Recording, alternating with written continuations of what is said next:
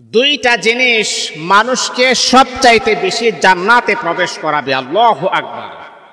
আমার রাসূল যখন মসজিদে নববীতে বসে যখন আল্লাহর হাবিব যখন বয়ান করতেন, সাহাবে কেরাম আমার রাসূলের দিকে হা করে তাকিয়ে থাকতেন, যেন একটা কথাও যেন মিস না হয়ে যায়।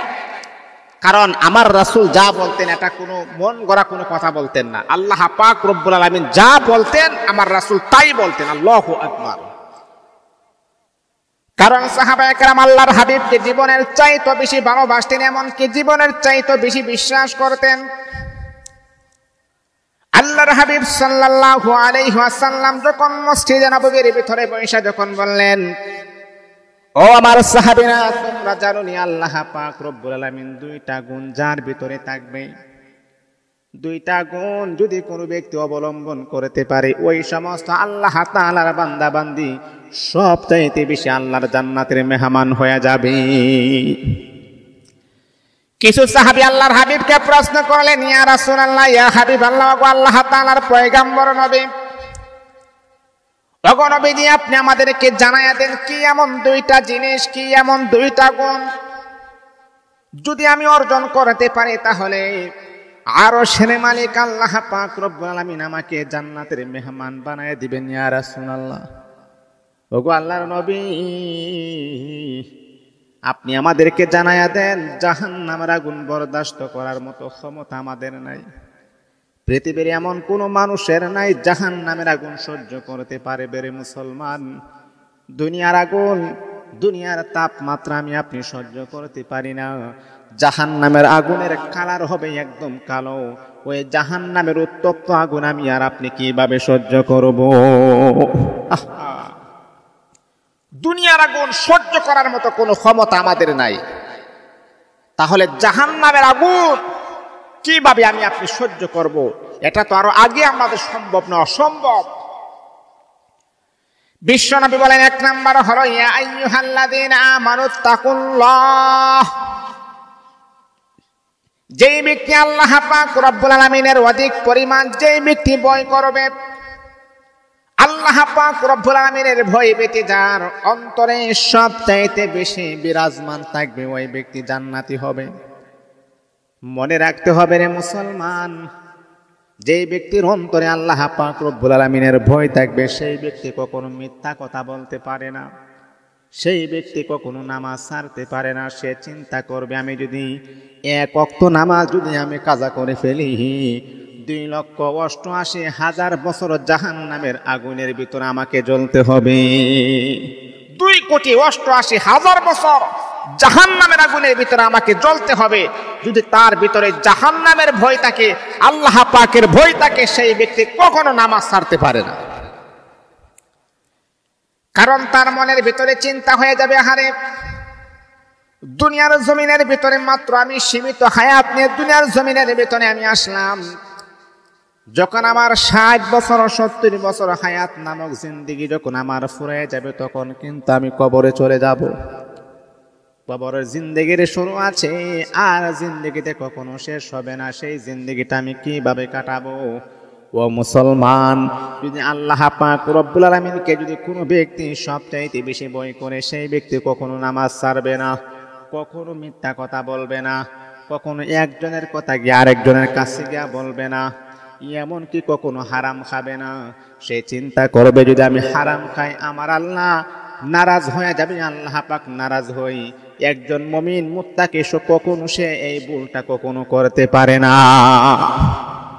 সাহাবীরা জানো, এক নাম্বার হলো যার অন্তরের ভিতরে আল্লাহ পাকের ভয় ভীতি সবচাইতে বেশি কাজ করে সেই ব্যক্তি সবচাইতে বেশি জান্নাতে যাবে। যদিও জিনিসটা ছোট, আপনারা মনে করতেছেন হুজুর আমি তো আল্লাহ পাককে ভয় করি, এই ভয় করা আর এই ভয় করা এক না। যদিও জিনিসটা ছোট দেখা যায় কিন্তু তার ওজন কিন্তু অনেক বড়, অনেক বড়, অনেক মহান। আল্লাহ পাকের ভয় যদি আপনার অন্তরে সঠিকভাবে থাকতো আপনি কখনো নামাজ ছাড়তেন না, আপনি কখনো সুদ খাইতেন না, ঘুষ খাইতেন না। যদি আল্লাহ পাক রব্বুল আলামিনের ভয় যদি আপনার অন্তরের ভিতরে সবচাইতে বেশি বিরাজমান থাকতো তাহলে আপনার স্ত্রী কখনো বেপরদা চলাফেরা করতো না, আরে আল্লাহ তাআলার বান্দা শোনো শোনো, যদি আপনার মনের ভিতরে আল্লাহ পাক রব্বুল আলামিনের ভয় যদি সবচাইতে বেশি থাকতো, তাহলে আপনার মেয়েটা কখনো বেপরদা চলাফেরা করতো না।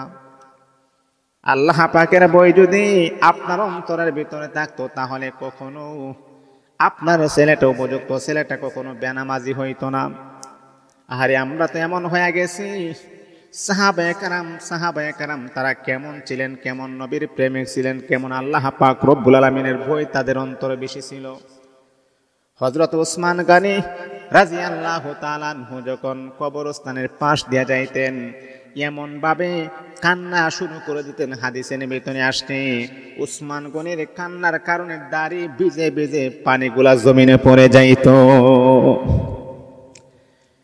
এমন ভাবে কান্না করতেন। একজন সাহাবী এসে উসমান গনিকে বললেন, এরা উসমান গনি, তুমি কেন এইভাবে হাউমাউ করে কেন কান্না করতেছো? কিসের কারণে তুমি কান্না করো উসমান? এই উসমান, তোমার তো কোনো ভয় নাই, তোমার তো কোনো টেনশন নাই, তোমার তো কোনো ডিপ্রেশন নাই, তোমার তো কোনো পেরেশানি নাই রে উসমান। উসমান রে, আল্লাহ পাক রব্বুল আলামিন দুনিয়ার জমিনে তোমাকে জান্নাতের সার্টিফিকেট দিয়েছেন। তুমি মরতে দেরি হবে, আল্লাহর জান্নাতের মেহমান হইতে দেরি হবে না রে উসমান।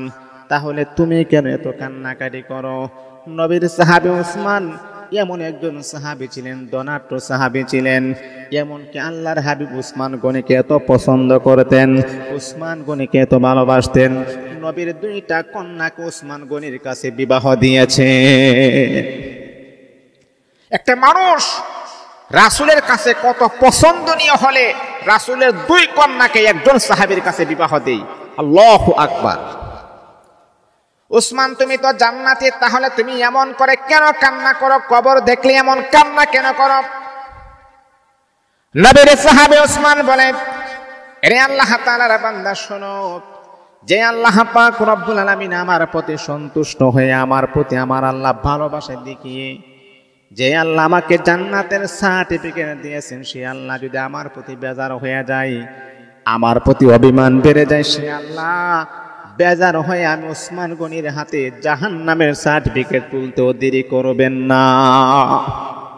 আমার আল্লাহ আমার প্রতি খুশি হয়ে যেমন করে আমাকে জান্নাতের সার্টিফিকেট দিয়েছেন, আবার যদি আমার আল্লাহ আমার প্রতি বেজার হয়ে যায়, তাহলে সে আল্লাহ আবার আমাকে জাহান্নামের সার্টিফিকেট ধরায় দিতে আমার দেরি হবে না। তাহলে দেখেন তাদের অন্তরে আল্লাহ পাকের ভয় ভীতি কেমন কাজ করত। আর আজকে আমরা মুনাজাত করি, দোয়া করি, আমাদের চোখ দিয়ে পানি বের হই না। আজকে আমরা কবরস্থানের পাশে যাই, আমার মা নাই, বাবা নাই, আত্মীয় স্বজন কেউ নাই, তারপর কেন জানে আমাদের চোখ দিয়ে পানি বের হই না। এর মানেই হচ্ছে আল্লাহ পাকের ভয় যদি আমাদের ভিতরে থাকতো, অবশ্যই আমাদের চোখ দিয়ে পানি বের হইতো। প্রকৃতপক্ষে আল্লাহ পাকের ভয় আমাদের ভিতরে না থাকার কারণে আমাদের চোখ দিয়ে পানি বের হই না। এক নাম্বার হলো সাহাবীরা আল্লাহ পাকের ভয় যদি আপনার অন্তরে বিরাজমান থাকে, তাহলে আপনি জান্নাতি হবেন। এর আল্লাহ তাআলার বান্দা দুই নাম্বার হলো পৃথিবীর জমিনের ভেতরে এমন কিছু বান্দা বান্দি আছে, তাদের এমনকি তাদের সুন্দর আচরণ, তাদের ব্যবহার বড় সুন্দর। আপনি এমন কথা বলবেন না যে কথাটা বলার দ্বারাতে একজন মানুষের ভীষণ কষ্ট পায়, একজন মানুষের ভীষণ আঘাত পায়। যার ব্যবহার যত সুন্দর হবে, মানুষও তার জন্য দোয়া করবে, হারে উমুকের ব্যবহার বড় চমৎকার, উমুকের ব্যবহার বড় সুন্দর। আপনার জন্য একদিন আপনি পৃথিবীর জমিনে থাকবেন না, কিন্তু যাদের সাথে সুন্দর আচরণ করেছেন তারাই কিন্তু আপনার জন্য আল্লাহ পাকের কাছে দোয়া করবে। এমন হয়ে যান যাতে করে আপনার কথার দ্বারাতে, আপনার ওঠা বসা চলা ফিরার দ্বারাতে আরেকজন মানুষ যেন কখনোই যেন কষ্ট না পায়। এই দুইটা গুণ আপনি অর্জন করেন। একটা হচ্ছে সুন্দর আচরণ, আর একটা হচ্ছে কি আল্লাহ পাকের ভয়। এই দুইটা গুণ অর্জন করতে পারলেই আমার আল্লাহ বলেছেন ওই সমস্ত ব্যক্তি তারা বেশি বেশি জান্নাতের ভিতরে প্রবেশ করবে। আল্লাহ পাক আমাদের কি দুইটা গুণ অর্জন করার মতো